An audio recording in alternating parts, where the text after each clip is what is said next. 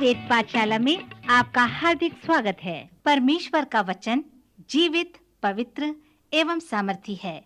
आशा है श्रोता कि आज के वचन के द्वारा आपको आत्मिक लाभ प्राप्त होगा। तो लीजिए, प्रस्तुत है आज का ये संदेश।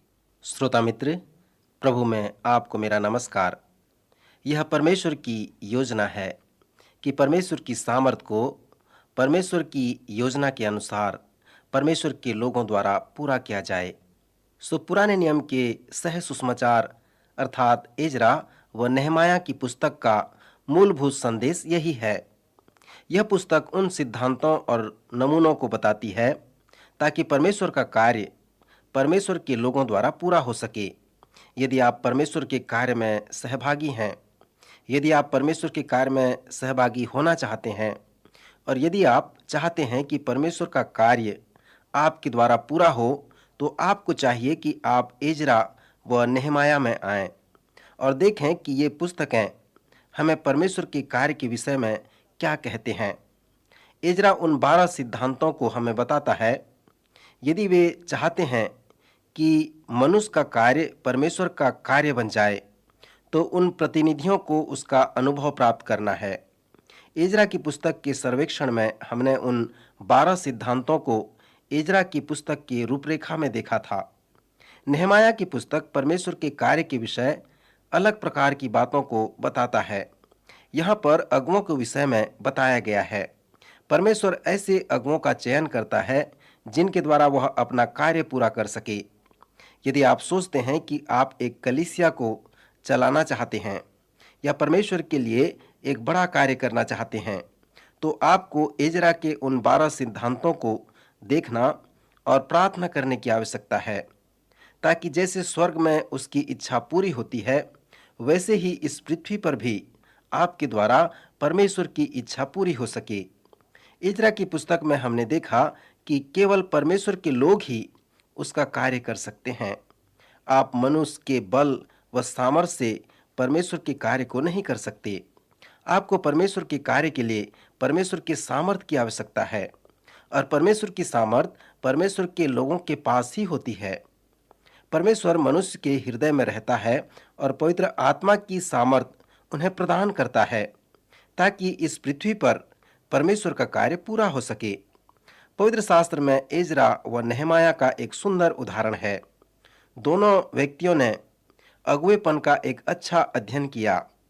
उनके पास अगुवेपन के विभिन्न तरीके हैं। एजरा के पास पास्टरी अगुवेपन का सिद्धांत है। एजरा एक शास्त्री व एक अच्छा शिक्षक था। वह परमेश्वर में समर्पित था।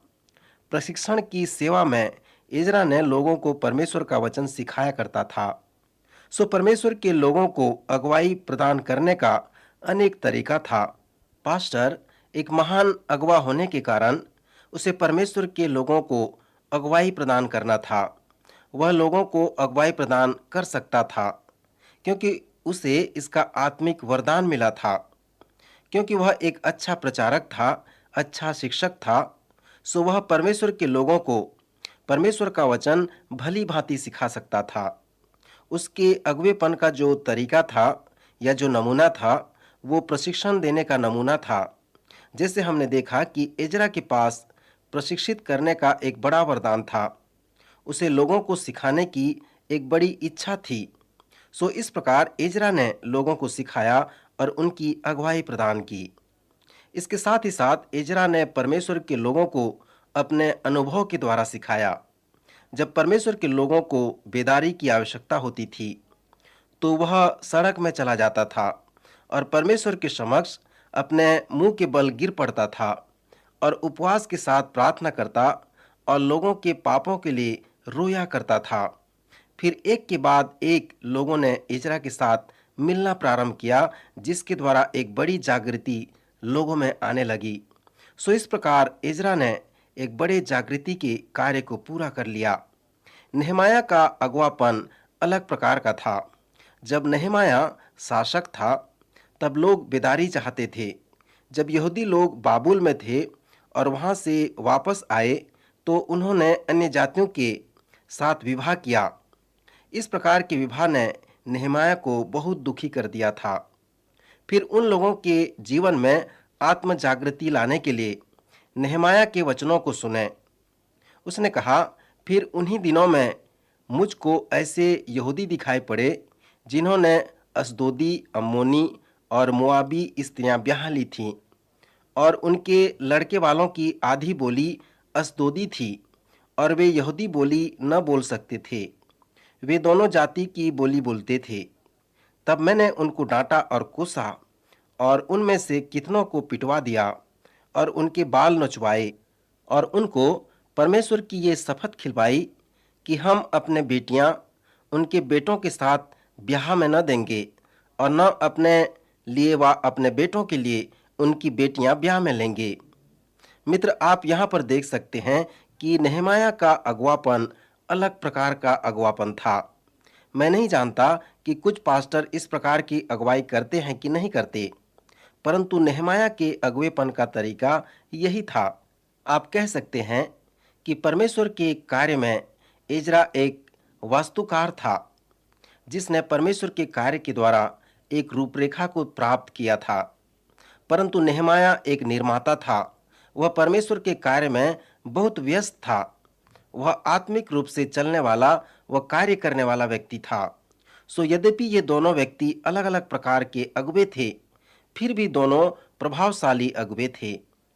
जैसे हम नेहमाया की पुस्तक में आते हैं तो हमें अगुवेपन के सिद्धांत को देखने की आवश्यकता है।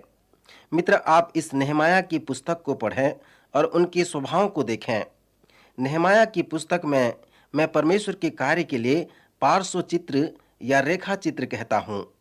यह पहला स्वभाव है जिसे परमेश्वर ने अपने कार्य के लिए ऐसे व्यक्ति को प्राप्त किया जो नेहमाया के दिनों में पूरा हो सके। परमेश्वर ने ऐसे व्यक्ति को देखा जिसके पास परमेश्वर के कार्य को करने के लिए बोझ था। जैसे कि मैं एक पास्टर हूँ तो लोग मेरे पास आकर कहते हैं कि पास्टर, हम जवान लोगों के लिए कुछ करना चाहते हैं, हमें जवान लोगों के प्रति बहुत बोझ है। मैं उनसे हमेशा कहता था कि हम उन जवानों के साथ कार्य करेंगे। मैंने ऐसे लोगों को देखा जिन्हें जवान लोगों के साथ कार्य करने का एक बड़ा बोझ था।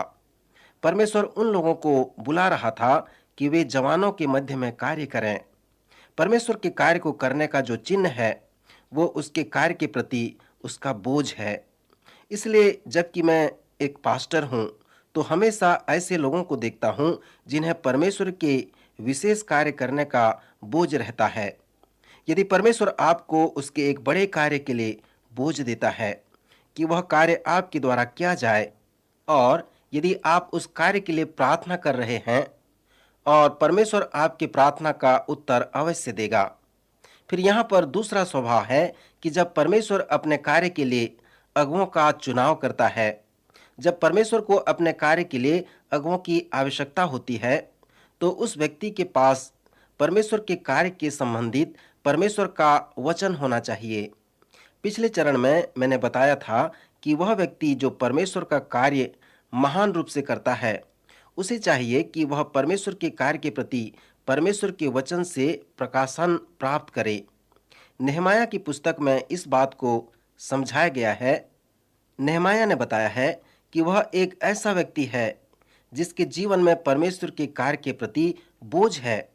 जब नेहमाया सुना कि यरूशलेम शहर की शहरपनाह टूटी हुई है और उसके फाटक जले हुए हैं, तब वह बैठकर कितने दिनों तक उपवास के साथ रोते और विलाप करते रहा।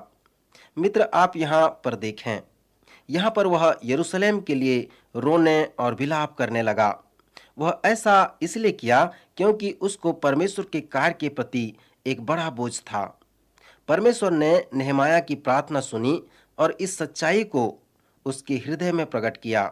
उसने कहा, यरूशलेम ही वो स्थान है जिसे मैंने अपने निवास के लिए चुन लिया है, परंतु यहाँ की शहरपनाह टूटी हुई है और उसके फाटक जले हुए हैं। सो इस प्रकार नेहमाया ने परमेश्वर के कार्य को करने के संबंधित परमेश्वर से वचन प्राप्त किया। परमेश्वर चाहता था कि नेहमाया यरूशलेम की शहरपनाह का पुनर्निर्माण करे। परमेश्वर के कार्य को पूरा करने के लिए तीसरा जो स्वभाव है वो है कि उस व्यक्ति को जो परमेश्वर के कार्य को पूरा करना चाहता है वह परमेश्वर के कार्य के प्रति समर्पित हो जाए। जिन स्त्री पुरुषों को परमेश्वर अपने कार्य में अगुवाई करने के लिए चुनता है, उन्हें परमेश्वर के उस कार्य के प्रति बोझ होनी चाहिए और उन्हें उस कार्य के प्रति परमेश्वर से वचन प्राप्त होनी चाहिए और साथ ही साथ उस कार्य के प्रति उन्हें समर्पित होनी चाहिए। जब नहमाया राजा का प्याऊ था, तब वह परमेश्वर के कार्य के प्रति समर्पित था। उन दिनों में यदि आप प्याऊ हैं तो आपको चाहिए कि राजा के पहले आप उस दाखमधु का स्वाद चख लें। यदि कोई उसमें जहर मिला दिया हो तो उसे आप राजा के जीवन को बचा सकते हैं। इस प्रकार इस कार्य के प्रति नहमाया समर्पित था। परमेश्वर के कार्य को करने के लिए अगुओं की जो चौथी विशेषता है कि उस अगुवे के पास परमेश्वर के कार्य के प्रति दर्शन होनी चाहिए। जहाँ पर दर्शन नहीं होते वहाँ पर लोग नाश हो जाते हैं। सो परमेश्वर के अगुओं के पास न केवल दर्शन होनी चाहिए परंतु उन्हें उस दर्शन को बताने वाले होने चाहिए। नहमाया के दूसरे अध्याय में आप देख सकते हैं कि नहमाया के पास दर्शन था। जब नहमाया दोबारा यरूशलेम में जाता है, हम पढ़ते हैं जहाँ पर वह कहता है, मेरे परमेश्वर ने यरूशलेम के हित के लिए मेरे मन में क्या उपजाया था उसे मैंने किसी को नहीं बताया। सो यही है वो दर्शन। परमेश्वर के लोगों ने यरूशलेम के शहरपनाह को बनाने का निर्णय किया और कार्य प्रारंभ किया। सो नहमाया जो एक अगुवा था, उसके पास परमेश्वर के कार्य के लिए एक दर्शन था और उसने उस दर्शन को लोगों के साथ बांटा। पांचवा स्वभाव जो परमेश्वर के अगुवों के लिए है वो है कि उस अगुवे को परमेश्वर और उसके कार्य के पीछे चलने वाला होने चाहिए। जब वह अगुवा जिसके पास परमेश्वर का दर्शन है उस दर्शन को परमेश्वर की प्रजा को बताए तो लोगों को उसके पीछे चलने चाहिए। छठवीं बात जो परमेश्वर के अगुवों के लिए है वो है जब वे परमेश्वर के कार्य में आगे बढ़ेंगे तो उनका विरोध और निंदा होने लगेगा, परंतु इससे घबराने और पीछे मुड़ने की आवश्यकता नहीं है, क्योंकि कार्य जो है वो परमेश्वर का कार्य है, वही आपको संभालेगा। सातवीं बात जो परमेश्वर के अगुवों के लिए है कि उनका जीवन प्रार्थना का जीवन होनी चाहिए। आठवीं बात, परमेश्वर को महान अगुवा मानकर सेवा के कार्य को आगे बढ़ाने चाहिए। नौवीं बात कि परमेश्वर के कार्य में विरोध व रुकावट करने वालों के प्रति उन्हें धार्मिकता का रोष व क्रोध प्रकट करनी चाहिए। अब हम 10वें चरित्र को देखेंगे जो परमेश्वर के कार्य में उपयोग होने वाले अगुवों में होनी चाहिए। नहमाया के 4थे अध्याय के इस पद को आप सुने, जहाँ पर लिखा है, यों हम काम में लगे रहें और उनमें आधे पौ फटने से तारों के निकलने तक बर्छियां लिए हुए रहते थे। फिर उसी समय मैंने लोगों से यह भी कहा कि एक एक मनुष्य अपने दास समेत यरूशलेम के भीतर रात बिताया करे, कि वे रात को तो हमारी रखवाली करें और दिन को काम में लगे रहें। और न तो मैं अपने कपड़े उतारता था और न मेरे भाई, न मेरे सेवक, न मेरे पहरुए जो मेरे अनुचर थे अपने कपड़े उतारते थे। सब कोई पानी के पास हथियार लिए हुए जागते रहते थे। मित्र, समर्पण शब्द का अर्थ यही है। नहमाया ने हम शब्द का जो उपयोग किया, क्योंकि वे सभी समर्पित लोग जो कुछ भी कर रहे थे उसे नहमाया भी कर रहा था। सो नहमाया एक अगुवा था जो परमेश्वर के कार्य के लिए समर्पित अगुवा था। 11वां स्वभाव जो परमेश्वर के अगुवों में होने चाहिए वो है कि परमेश्वर का अगुवा सुरंग दर्शन वाला अगुवा होना चाहिए। यह दर्शन सकारात्मक स्वभाव वाला होना चाहिए और नकारात्मक स्वभाव वाला भी होने चाहिए। अडोल्फ हिटलर के पास ऐसा दर्शन था। उसने उस वास्तविकता को सुरंग के द्वारा देखा था। परंतु यदि परमेश्वर के लोग परमेश्वर के कार्य को करते हैं तो यह सकारात्मक स्वभाव भी हो सकता है। परमेश्वर ने नहमाया को जो कार्य दिया था उस वास्तविकता से उसने अपनी दृष्टि नहीं हटाई। जिस शहरपनाह को नहमाया बना रहा था, लोगों ने उसे बंद नहीं कर सका। नहमाया ने कहा, मैं एक बड़ा कार्य कर रहा हूँ, क्यों मैं उसे बंद करूँ और तुम्हारे साथ घूमता रहूं। अनेक लोग ये प्रयास किए कि उसका कार्य रुक जाए, परंतु किसी ने भी उसे नहीं रोक सका। उसने उस वास्तविकता को उस सुरंग से देख लिया था। एक बार मैंने इस सुरंग निगाह के विषय में सुना।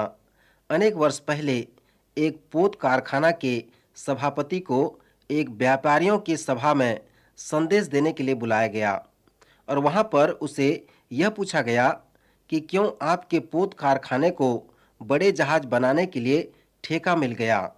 वे व्यापारी लोग उसके उस रहस्य को जानना चाहते थे। उस सभापति ने उत्तर दिया, यह केवल सुरंग निगाह के कारण हमें मिल सका है। वे लोग जो हमें कह रहे थे कि तुम नहीं बना सकते, परंतु हमने उसकी बात न सुनी और उसे बना लिया। मित्र, पवित्र शास्त्र में मनोभाव को निश्चित करना बहुत महत्वपूर्ण विषय है। इन दिनों में आप इसके विषय में बहुत कुछ सुनते होंगे। नेहमाया ने यह बताया कि सुरंग निगाह बनाना या मनोभाव को निश्चित करना अगुवे के लिए आवश्यक है। नेहमाया ने अपने मनोभाव की उपस्थिति को कभी नहीं खोया। 12वें स्वभाव का लक्षण जो परमेश्वर के कार्य में अगुवाई प्रदान करता है, उसे नेहमाया ने इस प्रकार से समझाया है कि परमेश्वर के अगुवों के पास दृढ़ विश्वास होनी चाहिए। आप ध्यान करें कि नेहमाया ने परमेश्वर के कार्य में कैसे दृढ़ अनुभव किया। 5वें अध्याय में जब नेहमाया ने यह देखा कि कुछ कुछ बातें सही नहीं हो रही थी, तब ये बातें सुनकर वह बहुत क्रोधित हुआ। तब अपने मन में सोच विचार करके उसने रईसों को घुड़क कर कहा, तुम अपने अपने भाइयों से ब्याज लेते हो। तब उसने उनके विरुद्ध में एक बड़ी सभा की ताकि वे यहूदी लोगों के साथ अंधेर न करें। आप यहाँ पर सोच सकते हैं कि नेहमाया उन लोगों के साथ कैसा बर्ताव किया होगा जो लोग अपने बच्चों को अन्य जातियों के साथ विवाह कर रहे थे। नेहमाया ने उन्हें श्राप दिया, उन्हें घूंसा मारा और उनके बाल को नोच डाला। श्रोता, नेहमाया के इस प्रकार के बर्ताव पर यदि आप ध्यान करेंगे तो आप ये जानने पाएंगे कि नेहमाया एक दृढ़ धारणा या दृढ़ विश्वास वाला व्यक्ति था। फिर परमेश्वर के अगुवों के लिए जो 13वीं स्वभाव है वो इस प्रकार से है कि परमेश्वर का अगुवा वो व्यक्ति है जिसमें एक बड़ी निश्चयता और आत्मविश्वास है। नेहमाया जानता था कि परमेश्वर का एक महान कार्य वो कर रहा है। नेहमाया को ये निश्चित था कि परमेश्वर ने सचमुच में उस कार्य के लिए उसे बुलाया है। सो इससे पता चलता है कि नेहमाया के पास एक बड़ी निश्चयता थी। फिर 14वां स्वभाव जो परमेश्वर के अगुवों के लिए है कि उनमें भय नहीं होता, परंतु वो साहसी होते हैं। परमेश्वर के अगुवों के लिए जो महत्वपूर्ण स्वभाव है वो है कि उन्हें साहसी होना चाहिए। फिर 15वां स्वभाव जिन्हें परमेश्वर के अगुवों के लिए उपयोग किया गया है, उनमें हर बात में वे दृढ़ होने चाहिए। रोमियो के 5वें अध्याय में पौलुस ने बताया है कि परमेश्वर अपने कार्य के लिए कैसे अगुवों को तैयार करता है। वे क्लेश में घमंड करते हैं, यही जानकर कि क्लेश से धीरज और धीरज से खरा निकलना, और जिससे आशा उत्पन्न होती है, और आशा से लज्जा नहीं होती, क्योंकि पवित्र आत्मा जो हमें दिया गया है उसके द्वारा परमेश्वर का प्रेम हम में डाला गया है। प्रारंभिक भाषा में इस पद का अर्थ इस प्रकार से बताया गया है कि क्लेश में भी वे लोग नहीं भागेंगे, परंतु दृढ़ निश्चयता के साथ स्थिर रहेंगे। यदि आप संसार के सभी जगहों में प्रचारकों के पास भ्रमण करेंगे जिनके द्वारा परमेश्वर अपना कार्य कर रहा है, तो आप यह जानने पाएंगे कि उन प्रचारकों में दृढ़ निश्चयता होगी।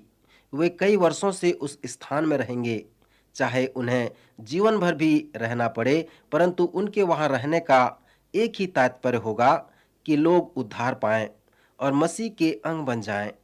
मैं कई सेवा क्षेत्रों में सेवकों से मिला जिनके जीवनों में इस प्रकार का स्वभाव है। सो परमेश्वर के कार्य में अगुवाई प्रदान करने के लिए यह एक महत्वपूर्ण स्वभाव है। 16वां स्वभाव है कि परमेश्वर के अगुवों के लिए जिनमें संगठनात्मक वरदान हो। कभी कभी हम सोचते हैं कि परमेश्वर के कार्य में और कलीसिया में आयोजक आत्मिक नहीं होते। कुछ लोग संस्थाओं को नकारात्मक रूप से देखते हैं। वे इस प्रकार से सोचते हैं कि यह शायद हिलाने वाली आत्मा कलीसिया की अगुवाई कर रही है या फिर कलीसिया के आयोजक इसकी अगुवाई कर रहे हैं। नेहमाया बताता है कि यह दोनों प्रकार का समस्या है। मित्र, यदि आप परमेश्वर के कार्य के संबंधित पवित्र शास्त्र में कलीसिया की रूपरेखा का अध्ययन करेंगे तो आप यह जानने पाएंगे कि संस्थाएं कार्य करने वाले हैं। इसके विषय में पवित्र शास्त्र में बताया गया है जहां पर निश्चित संरचना है। सो परमेश्वर के कार्य के लिए अगुओं को संगठनात्मक वरदान पाना आवश्यक है।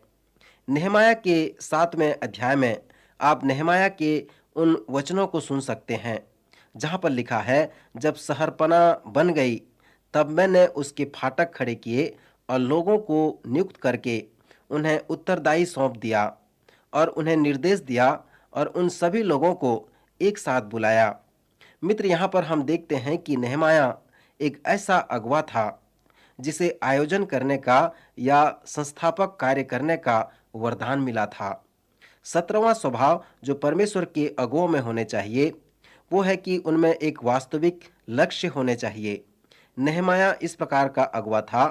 नेहमाया के 10वें अध्याय 30 से 37 पद में नेहमाया की प्राथमिक बातों पर ध्यान करें।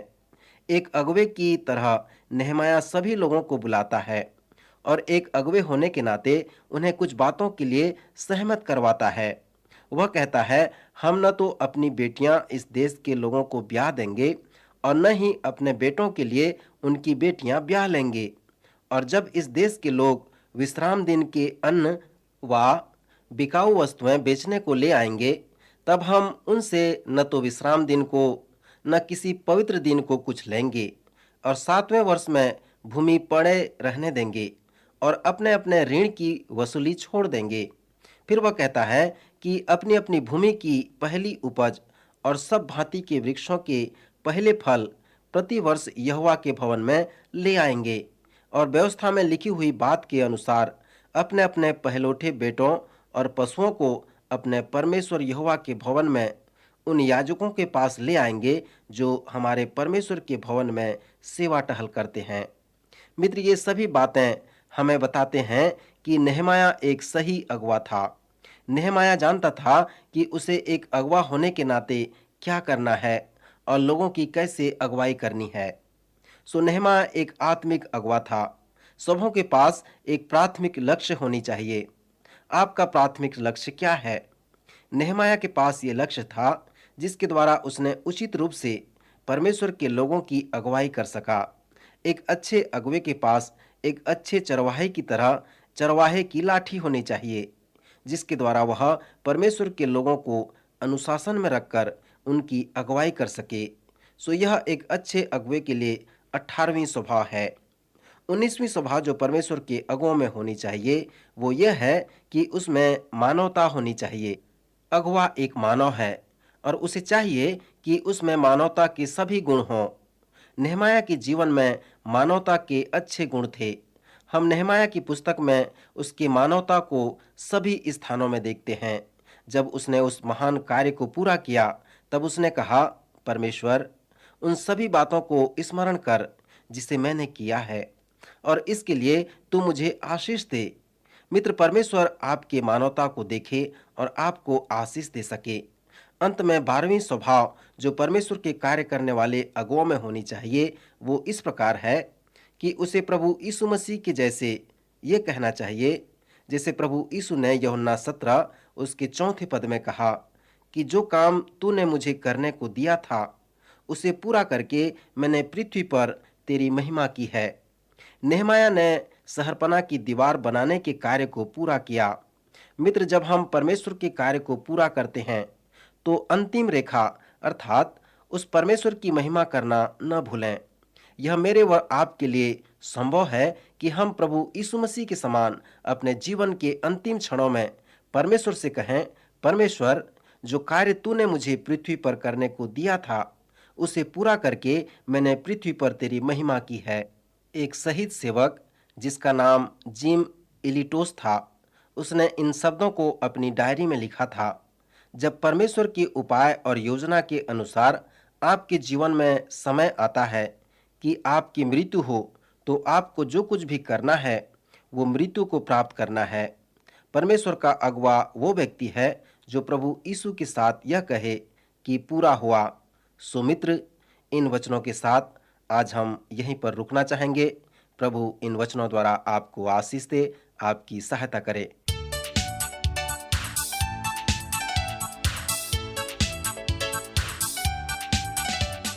प्रिय श्रोताओ, अभी आप सुन रहे थे हमारा ये कार्यक्रम वेद पाठशाला। श्रोताओं, आपको ये जानकर खुशी होगी कि हमारे पास इस अध्ययन से संबंधित नोट्स उपलब्ध हैं, जिन्हें हम सभी श्रोताओं को निशुल्क भेजना चाहते हैं। यदि आप इसे प्राप्त करना चाहते हैं तो हमें इस पते पर लिखें।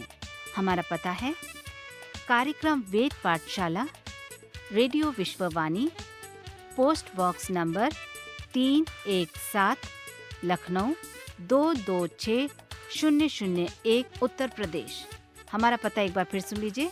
कार्यक्रम Ved Pathshala, radio Vishwavani, post box number 317, Lucknow 226001, Uttar Pradesh. और हाँ श्रोताओ, अब आप हमसे ईमेल के द्वारा भी संपर्क कर सकते हैं। हमारा ईमेल आईडी है hindiembassy@radiovv.org, hindiembassy@radiovv.org। और इसी के साथ हमारे आज के कार्यक्रम का समय समाप्त होता है। अगले कार्यक्रम में आपसे फिर भेंट होगी। तब तक के लिए आज्ञा दीजिए। नमस्कार।